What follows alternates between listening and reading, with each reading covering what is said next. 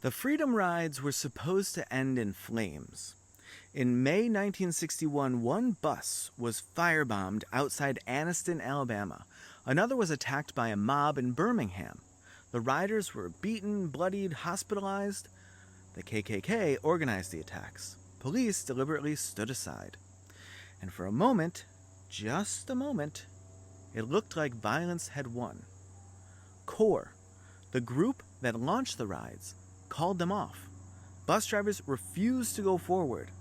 Officials offered no protection. Washington called for a cooling off period. But Diane Nash, 23 years old, a college student from Chicago, was not ready to let terrorism decide the law. She'd already helped lead the Nashville sit-ins. She believed in nonviolence not as a tactic but as a way of life. And when the first wave of riders was forced to retreat, Nash made a decision that would change history. From a phone in Nashville, she called CORE's James Farmer and said, "We can't let them stop us with violence. If we do, the movement is dead." She found students willing to risk their lives. She arranged transportation. She coordinated press, shelter, logistics. When Bull Connor in Birmingham arrested the riders and drove them to the Tennessee line, they turned right around and came back. In Montgomery, another mob attacked. The violence was so extreme, the Kennedy administration sent in federal marshals. And on May 29th, Attorney General Robert Kennedy petitioned the Interstate Commerce Commission to enforce desegregation.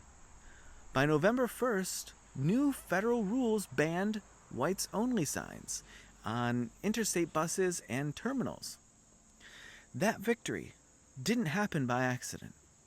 It happened because Diane Nash and the Nashville student movement refused to flinch, because they kept the rides going and helped turn a retreat into a turning point. In 2025, we are again living in a time when force threatens the rule of law, when lies shout louder than truth, when it's easier to wait than to act.